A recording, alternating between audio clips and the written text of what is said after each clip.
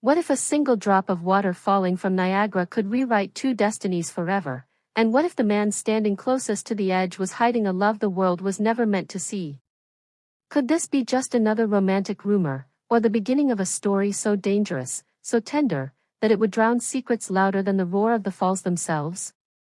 Before you read further, pause and ask yourself this one question that tightens the chest and refuses to let go. Can love survive when it is born at the edge of a cliff, watched by millions, yet understood by no one?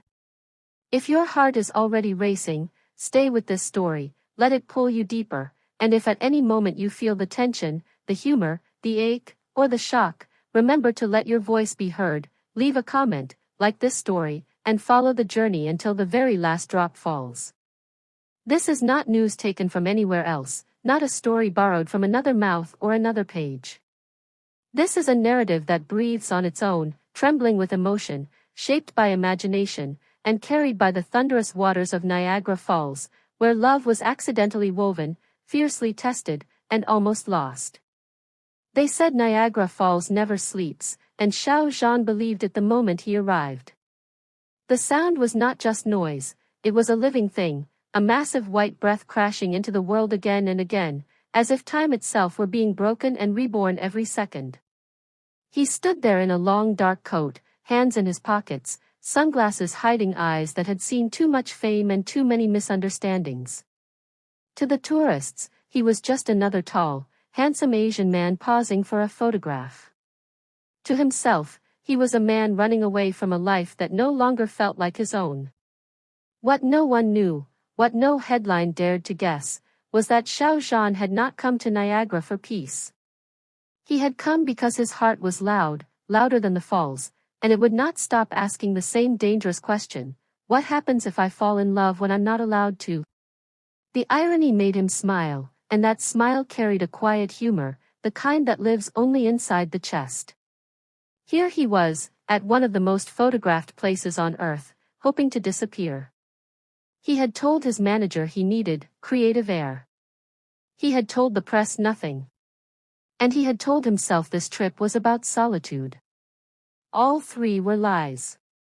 The first time he saw her, it happened by accident, the kind of accident that feels suspiciously planned by fate. She was arguing with a street vendor about the price of a red scarf, her voice animated, her laughter sudden and bright, cutting through the mist like sunlight. Xiao Zhan slowed his steps without realizing it. He did not understand her language completely, but he understood the emotion. There was fire in her words, humor in her eyes, and a stubborn kindness in the way she finally paid the vendor more than he asked, muttering something that made him laugh. She turned, almost collided with Xiao Zhan, and froze. "Oh, sorry. I wasn't looking," she said in English, her accent soft, her eyes widening slightly as they met his face. He nodded, instinctively polite, instinctively guarded. "It's okay. The falls are distracting." She laughed again, this time quieter. "That's one word for it. I feel like they're shouting at me." "For me," he replied before thinking, "they're asking questions." She tilted her head, intrigued. "Like what?" Xiao Zhan hesitated. This was the moment he usually retreated, hid behind silence or charm. Instead, something reckless slipped out. "Like whether we're brave enough to jump, even when we know we can't swim." Her expression changed, surprise melting into something thoughtful. "That's a dangerous question to ask at Niagara Falls." "That's why I came," he said, then immediately wondered why he had said it at all. She introduced herself with a smile that felt like a truce. She was not famous. She was not trying to be. She was there for reasons she didn't explain, and for the first time in a long while, Xiao Zhan didn't want an explanation. They walked together without deciding to, steps falling into an easy rhythm, mist dampening their clothes, laughter slipping in between the roar of water. There was humor in the way he struggled with a tourist map, folding it wrong again and again while she teased him mercilessly. There was warmth in the way she pretended not to recognize him, even though he caught the flicker of recognition she quickly hid. And there was tension, Quiet, electric tension, in the pauses, in the moments when their hands almost touched and didn't. If this were a headline, it would ask, was this the moment everything changed? They talked about meaningless things at first. Food. Travel disasters. The strange beauty of being somewhere unfamiliar. Xiao Zhan found himself joking more than usual, self-deprecating, playful, as if shedding the weight of expectation with every laugh. She told him he was funnier than he looked. He told her she was braver than she realized. Neither of them knew how accurate those statements would become.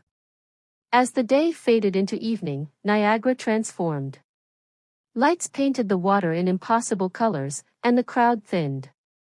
The air grew colder, sharper. They leaned against the railing, side by side, watching the illuminated torrent. "This place makes promises," she said softly. "Even if it can't keep them." Xiao Zhan looked at her, really looked at her, and felt something tighten painfully in his chest. "Sometimes," he said, "the promise itself is enough." She glanced at him, searching. "You talk like someone who's already been hurt." He smiled, but it didn't reach his eyes. Occupational hazard. She didn't push. That, more than anything, made him want to tell her everything. What he didn't know was that this fragile piece was already cracking. Somewhere not far away, a camera lens lingered too long. A whisper began before either of them realized it. And Niagara Falls, eternal witness to love and loss, roared on, uncaring. That night, Xiao Zhan returned to his hotel alone, yet not alone at all. His phone buzzed with messages he didn't open.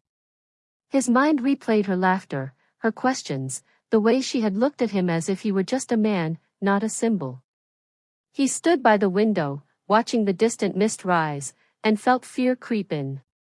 Not fear of scandal, or rumors, or broken contracts, but fear of wanting something real. The next morning brought sunshine and shock. A notification flashed across his screen, a headline forming faster than truth ever could. A blurry photo. 2 figures by the falls. Speculation dressed as curiosity. Questions sharpened into accusations. The clickbait wrote itself. Who is the mysterious woman beside Xiao Zhan at Niagara Falls? Is this secret romance real, or just another illusion? His heart sank, then hardened. He knew this game. He had survived worse. What he hadn't survived was the look on her face when she saw the news. They met again by the water, tension thick as the mist. Humor had vanished, replaced by uncertainty. "I didn't tell anyone," she said immediately, hurt flickering in her eyes. "I know," he replied. "But knowing doesn't stop the storm." She crossed her arms, defensive. "I didn't sign up to be someone's secret." The words cut deeper than she knew. "Neither did I," he said quietly. Silence stretched between them, filled only by the endless fall of water. This was the moment the story could break, the moment love often retreats. Instead, something unexpected happened. Xiao Zhan laughed. A real laugh, edged with bitterness and absurdity. "Of all places," he said, gesturing wildly, "to fall in love, why did it have to be Niagara Falls? Couldn't it have been somewhere quieter? Like a library?" Despite herself, she smiled. "You don't strike me as a library kind of person." "Neither do you," he shot back. The tension cracked, just enough for warmth to leak through. But the danger remained. They both knew it. The falls didn't stop just because people were afraid.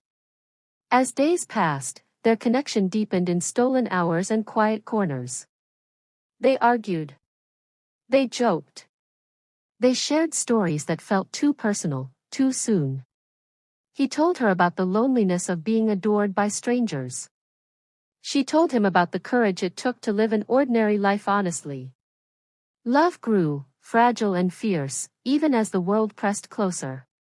Then came the night everything almost ended. A charity event. Public eyes. Flashing cameras. She stood at the edge of the crowd, unseen, watching Xiao Zhan smile for the world while his eyes searched for her. When they met, something unspoken passed between them, a question sharper than any headline: is this worth the fall? Later, by the darkened falls, rain mixing with mist, the argument erupted. Words spilled, fears exposed. He confessed his terror of destroying her life. She confessed her refusal to be protected into invisibility. "I won't be your shadow," she said, voice shaking. "I'd rather fall."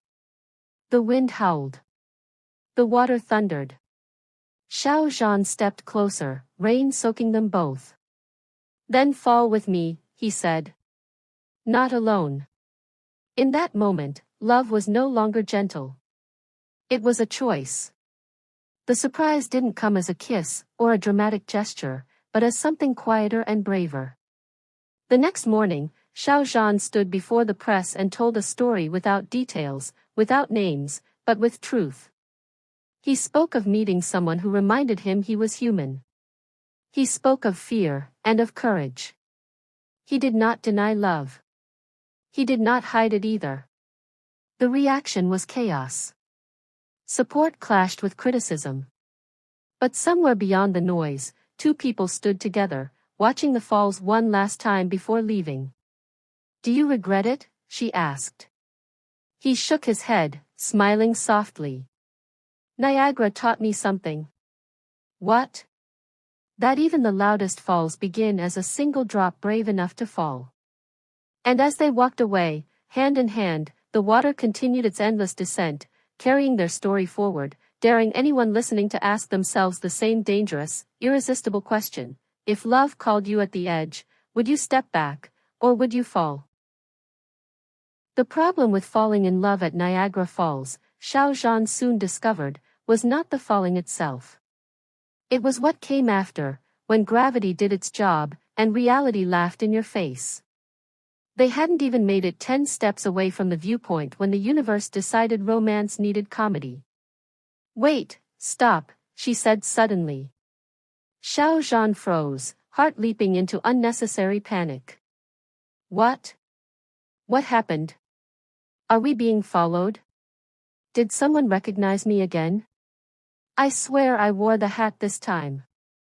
She burst out laughing, bending forward slightly, clutching her stomach. "No, no. My shoe. Your shoe." He looked down, confused. One of her shoes had chosen this exact moment to betray her, its heel wedged stubbornly between two stones on the path, like it had decided to retire permanently at Niagara Falls. Xiao Zhan stared at it for a second, then at her, then back at the shoe. "So this," he said solemnly, "is how our epic love story ends. Defeated by footwear." "Don't mock it," she said, still laughing. "This shoe has traveled 3 countries with me. Show some respect." He crouched down dramatically, as if facing a dangerous opponent. "All right. Step back. I'll negotiate." He tugged gently. Nothing. He pulled harder. Still nothing. He adjusted his stance, rolled up his sleeves like a hero preparing for battle. She raised an eyebrow. "You know people are staring, right?" "Good," he replied. "Let them think I'm proposing to a shoe. It'll confuse the tabloids." Finally, with a triumphant yank, the shoe came free. Xiao Zhan nearly lost his balance and windmilled his arms, narrowly avoiding a very unromantic tumble. She gasped. "Oh no, don't fall. That would really become a headline." He straightened, clearing his throat, regaining dignity that had never fully arrived. "Relax. I only fall for very specific reasons." She slipped the shoe back on, shaking her head. "You're ridiculous." "You say that now," he said, "but you're still here." And that was how their laughter followed them all the way back to the hotel, echoing softer than the falls, but far more alive. Over the next few days, humor became their secret weapon. Whenever tension threatened to grow too heavy, one of them would do something absurd. Xiao Zhan deliberately mispronounced tourist attractions just to hear her correct him. She pretended not to know how cameras worked, asking him seriously if they stole souls along with pictures. One afternoon, they boarded the boat that took visitors dangerously close to the falls. Everyone wore identical blue rain ponchos, instantly erasing status, fashion, and dignity. Xiao Zhan looked around and frowned. So this is what equality looks like. She squinted at him. I can't even tell which one you are anymore. He leaned closer. Good. I've always wanted to be mysteriously average. The boat roared forward, water crashing harder, soaking them despite the ponchos. She screamed, half terrified, half thrilled. Xiao Zhan tried to maintain composure for exactly 3 seconds before shrieking louder than anyone else. You said you weren't scared, she shouted over the noise. I lied, he shouted back. Very convincingly. When the boat docked and everyone stumbled off, drenched and laughing, she looked at him with mock seriousness. Congratulations. You just screamed on video in front of at least 30 strangers. He sighed. There goes my cool image. She smiled warmly. Good. I like this version better. At night, they ate cheap food from small places instead of elegant restaurants. Xiao Zhan dropped sauce on his shirt. She teased him mercilessly. He claimed it was modern art. She refused to believe him. You know, she said, watching him try unsuccessfully to wipe the stain, you're much clumsier than you look on screen. He nodded. That's because on screen, there are people whose entire job is to stop me from embarrassing myself. And here? Here, he said, raising his cup, I have you. Which might be worse. She laughed so hard she nearly spilled her drink. Yet beneath the humor, something deeper was growing, something steady. Love, they realized, wasn't just dramatic confessions by waterfalls. It was shared fries, bad jokes, wet shoes, and choosing to stay even when things got awkward. The final twist came on their last day. They returned to the same spot where they first met. The mist rose as always, endless and powerful. Xiao Zhan took a deep breath, then reached into his pocket. She stiffened. If that's a ring, I swear. It's not, he interrupted quickly, pulling out a folded piece of paper. Relax. I'm not completely insane. She eyed him suspiciously. Only partially. Professionally, he corrected. He unfolded the paper. It was the tourist map he had failed to fold properly on their first day, now creased beyond repair. I kept it, he said. Because it reminds me that getting lost isn't always bad. She looked at the map, then at him, eyes soft. You're very cheesy, you know that? I learned from the best, he said. Life. She took his hand, squeezing it gently. So, what now? Xiao Zhan glanced at the falls, then at her, a playful smile returning. Now we leave before the water decides to steal another shoe. She laughed, leaning into him. And as they walked away, joking about whose turn it was to get lost next, Niagara Falls continued to roar behind them, no longer a question, no longer a warning, but a memory soaked in laughter, love, and the beautiful chaos of two people brave enough to fall, and smart enough to laugh on the way down. Leaving Niagara Falls did not feel like an ending. It felt like escaping a very dramatic friend who insisted on shouting life lessons at full volume. Xiao Zhan glanced back one last time as they walked toward the taxi stand, mist clinging stubbornly to his coat. I think it's judging us, he said. She followed his gaze. The waterfall? Yes. It's very loud about it. She laughed. If it could talk, it would say, you humans are exhausting. I'd argue back, he replied seriously. You're the one falling dramatically all day.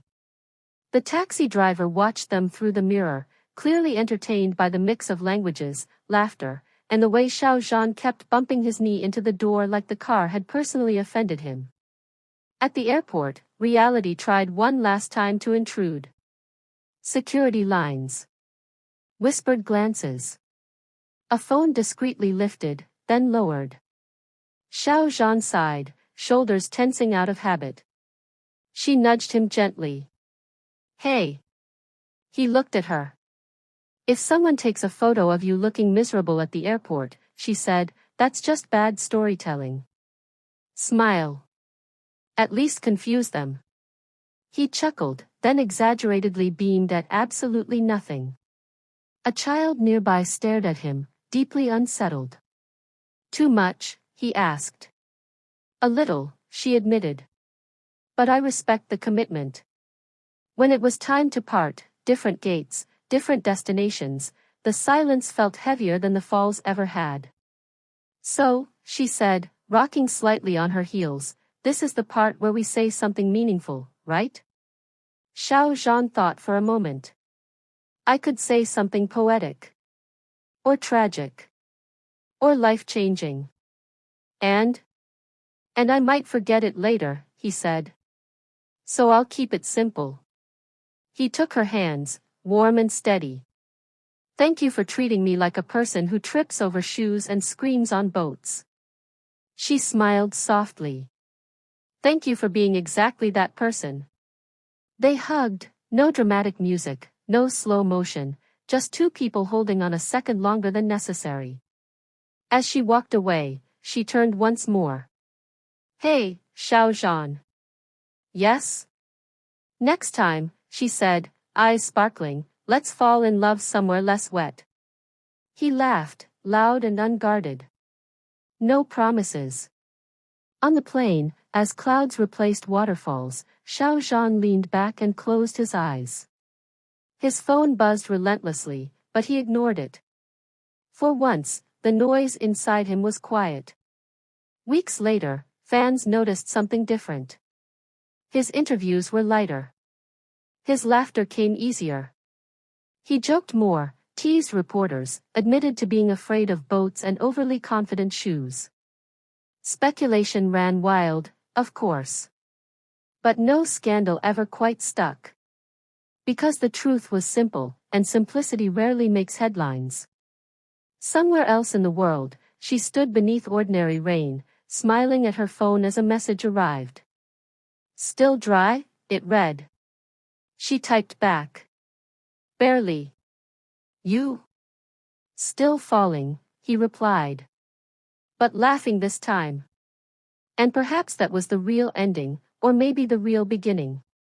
Not a grand declaration, not a public confession, but two lives quietly changed by mist, laughter, and a love born at the edge of a waterfall, proof that sometimes, the bravest thing you can do is fall, get soaked, lose a shoe, and walk away smiling anyway.